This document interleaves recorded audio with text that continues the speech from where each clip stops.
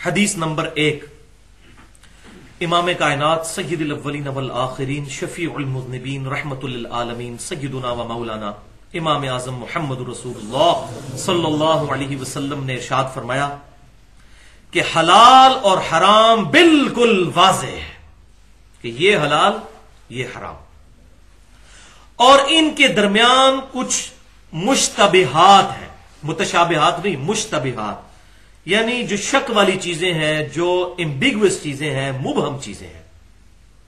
جو ان مبہم چیزوں سے بچ گیا اس نے اپنا دین بھی بچا لیا، اپنی عزت بھی بچا لی، یعنی کلیئر کٹ حلال حلال حرام، بیچ میں پتہ نہیں جائز ہے ناجائز ہے تو کرنا شروع کر دے، وہ پھنس گیا۔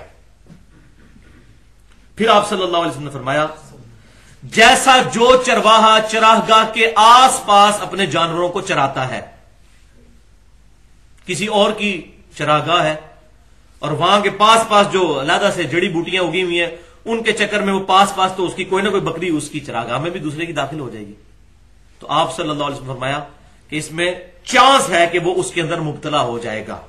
پھر آپ صلی اللہ علیہ وسلم نے فرمایا یاد رکھو جیسے ہر بادشاہ کی چراگاہ ہے بالکل اس طریقے سے اللہ کی چراگاہیں اس کی حدود ہے، ان کے قریب بھی مت پھٹکو۔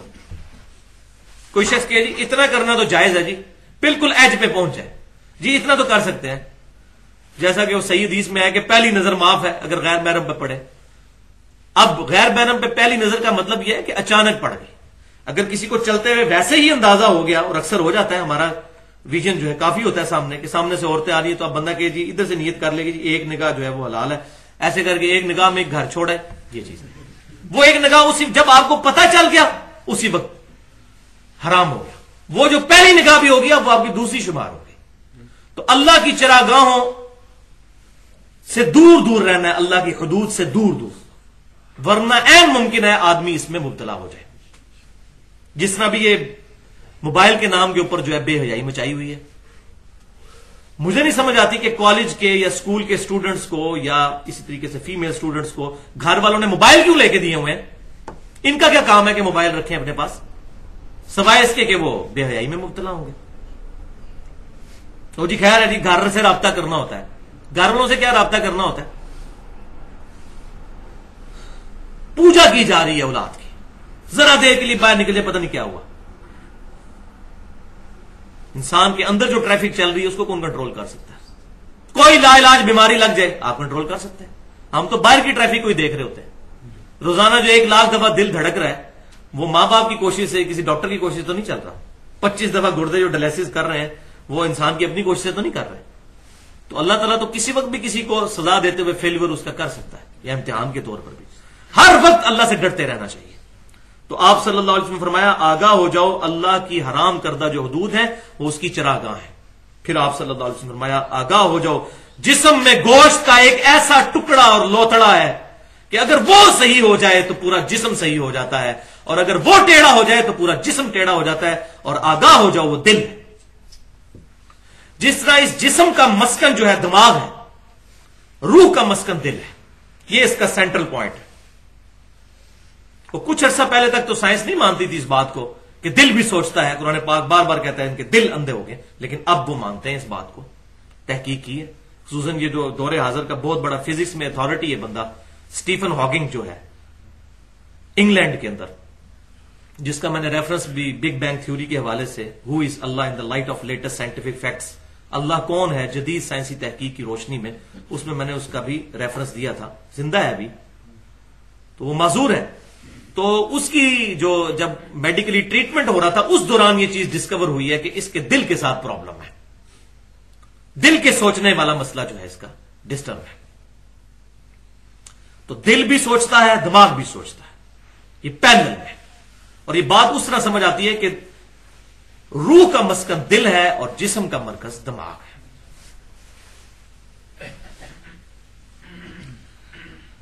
دوسری حدیث صحیح مسلم کی، اس ایک حدیث کو اگر ہم لے لیں تو سارے معاملات حل ہو جائیں۔ آپ صلی اللہ علیہ وسلم نے فرمایا نیکی خوبصورت شے کا نام ہے اور گناہ وہ جو تیرے دل میں کھٹ گئے، اور تو اس بات سے کراہت محسوس کرے کہ کہیں لوگ مطلع نہ ہو جائیں تیرے اس غلطی کے اوپر۔ جب تیرا یہ کنسپٹ دل میں آ جائے تو سمجھ لے وہ گناہ ہے، اور نیکی تو بڑی خوبصورت شے ہے. اللہ اکبر کبیرہ الحمدللہ کثیرہ سبحان اللہ بکرۃ واصیلا. اور اسی حدیث کی ڈیٹیل ہے جو جامعہ ترمذی، سنن نسائی اور مسند امام احمد میں صحیح سند کے ساتھ ہے. امام حسن سیدنا علی کے بیٹے امام حسن ابن علی کہتے ہیں میں نے خود رسول اللہ سے یہ بات یاد کی تھی صلی اللہ علیہ وسلم. جامعہ ترمذی، سنن نسائی، مسند امام احمد کہتے ہیں میں نے خود حضور سے سن کے یہ بات یاد کی تھی کہ آپ صلی اللہ علیہ وسلم نے فرمایا جو شے تجھے شک میں ڈال دے اسے چھوڑ دے. اور ساتھ ہی فرمایا سچائی اطمینان بخشتی ہے اور جھوٹ شک میں مبتلا کر دیتا ہے. وہی بات صحیح مسلم کی گناہ وہ جو تیرے دل میں کھٹ گئے. تو بھائیو اللہ تعالیٰ نے جو انسان کے اندر اخلاقی حس رکھی ہے کہ ہر انسان خواہ وہ کسی مذہب سے واقف ہو یا نہ ہو اس کو یہ بات اپنی جبلت کی وجہ سے پتا ہے کہ جھوٹ بولنا بری چیز ہے، سچ بولنا اچھی چیز ہے.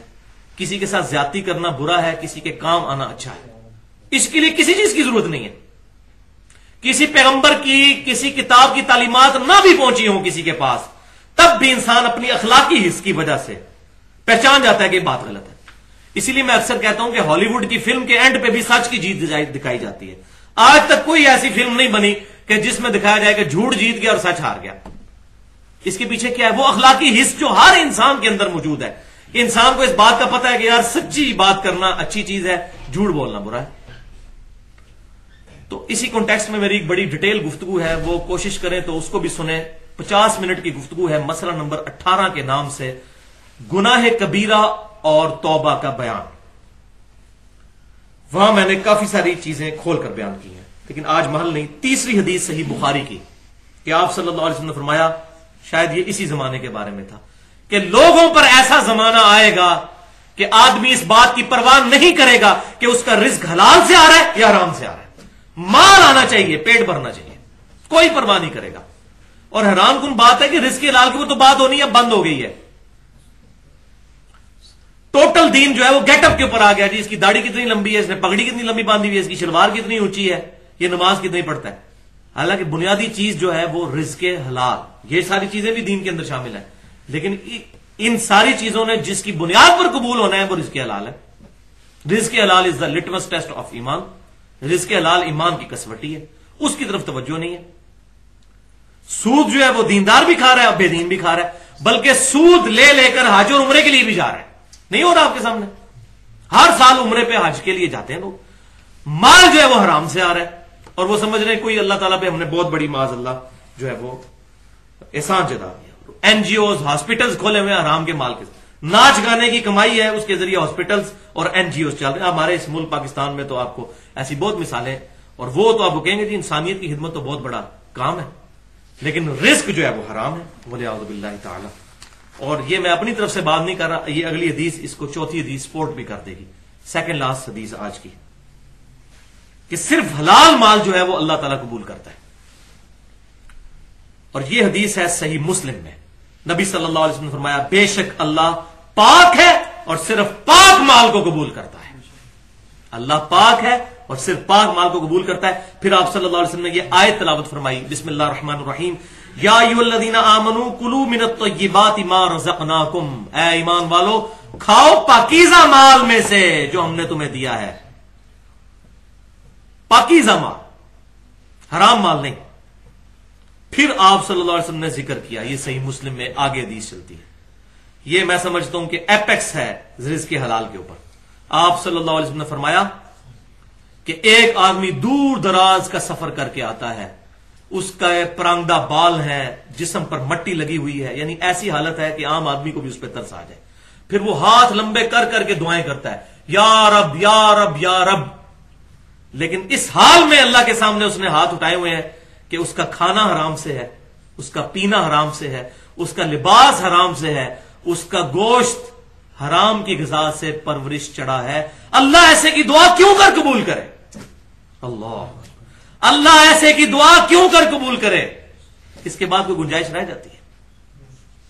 تو آپ صلی اللہ علیہ وسلم نے واضح بتا دیا کہ دنیا میں تو یہ آفت آنی ہے کہ دعائیں قبول نہیں ہوگی اگر رزق حرام ہے. وَلِعَوْذُ بِاللَّهِ تَعَالَى. اور پانچویں اور آخری حدیث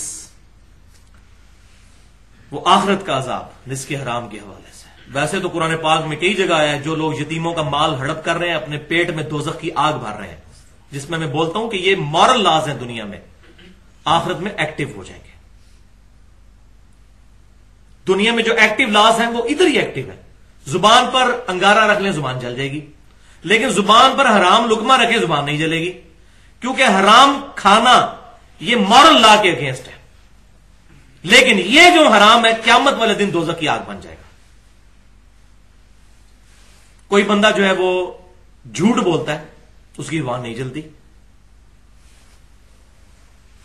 ہاں زبان کے اوپر کوئی گرم چیز رکھ لیتا ہے، گرم دودھ بھی پی لیتا ہے، زبان جل جاتی ہے، جھوٹ بولنے سے نہیں جلتی، کیونکہ یہ مورل لا ہے، یہ ڈورمنٹ پوزیشن میں ہے دنیا میں۔ آخرت میں یہ سارے مورل لاز ایکٹیو ہو جائیں گے۔ وہ جو بار بار یہ آیت آئی سورۃ البقرہ میں بھی، سورہ نساء کے اندر بھی، جو لوگ یتیموں کا مال ناجائز طریقے سے ہڑپ کر رہے ہیں وہ دراصل اپنے پیٹ میں دوزخ کی آگ بھر رہے ہیں۔ تو وہ اب سن لیجیے آپ، صحیح حدیث مسند امام احمد میں اور سنن دارمی میں بالکل صحیح سند کے ساتھ آپ صلی اللہ علیہ وسلم نے فرمایا، حرام سے پرورش پانے والا گوشت جنت میں داخل نہیں ہوگا، والعیاذ باللہ تعالی۔ یہ جملہ تو تھوڑا کم سخت ہے، اگلا جملہ بہت سخت ہے، بہت سخت۔ ساتھ ہی فرمایا، اور حرام سے پرورش پانے والا ہر گوشت اس بات کا زیادہ مستحق ہے کہ اسے آگ میں جلایا جائے۔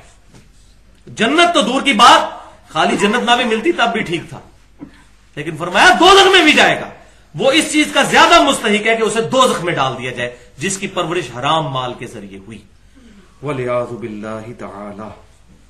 اس میں ایک بات ضمن کر دوں، مجھے اگلے دن بھی کسی نے کوسچن کیا تھا، ای میل کی تھی کہ جی میرا جو والد صاحب ہیں بینک میں ملازمت کرتے ہیں، تو اب میرا رزق ان پر ڈیپینڈنٹ ہے، تو میرا گوشت حرام کے مال پر پرورش پا رہا ہے۔ تو میں نے اس کو کہا کہ جب تک آپ اپنے پاؤں پر کھڑے نہیں ہوتے اس وقت تک اپنے ماں باپ کے ساتھ حسن سلوک کریں، قرآن کے روح سے، دنیا میں معروف طریقے سے، لیکن جیسے ہی آپ کے معاملات سیدھے ہوتے ہیں اپنے والدین سے اپنا رزق الگ کریں، اپنے آپ کو الگ نہ کر لیں، اس کی اجازت نہیں ہے، ادھر ہی رہیں، لیکن ان کو بات سمجھائیں پھر جب تک یہ معاملات۔ لہذا میں نے یہ سولوشن پیش کیا، تھریٹیکل بات نہیں ہے، پریکٹیکلی لوگوں کو ایسے مسائل بھی ہوتے ہیں، تو وہ معاملہ بالکل ڈفرنٹ ہے۔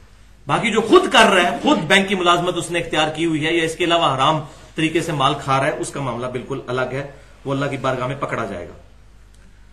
اب آج کی گفتگو کو، یہ تو 5 حدیثیں رزق حرام اور حلال کے کانٹیکسٹ میں، آخری حدیث جو میں نے آخر کے لیے رکھی تھی عبرت کے طور پر، وہ صحیح بخاری اور صحیح مسلم کی حدیث ہے، متفق علیہ حدیث، اور یہ دل تھام کے سننے والی حدیث ہے۔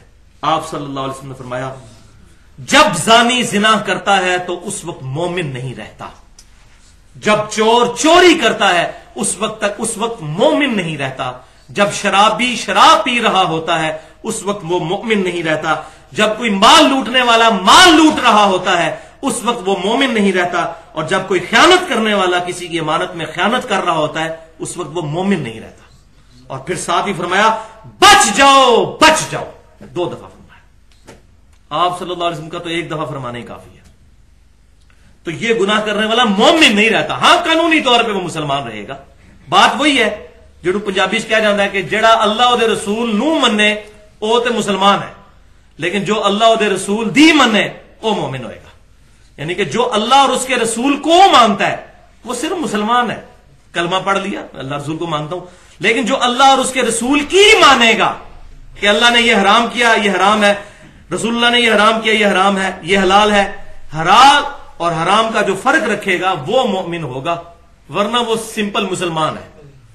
اور پھر معاذ اللہ استغفر اللہ، بعض اوقات ایسا بھی ہو جاتا ہے کہ موت کے وقت اللہ تعالیٰ گناہوں کے سبب کسی کا ایمان ہی سلب کر لیتا ہے، والعیاذ باللہ تعالی۔ اللہ تعالیٰ سے دعا ہے کہ ہمیں ہر طرح کے گناہ سے، شراب نوشی سے، زنا سے، چوری سے، بدکاری سے، رزق حرام سے، ان تمام چیزوں سے محفوظ فرمائے۔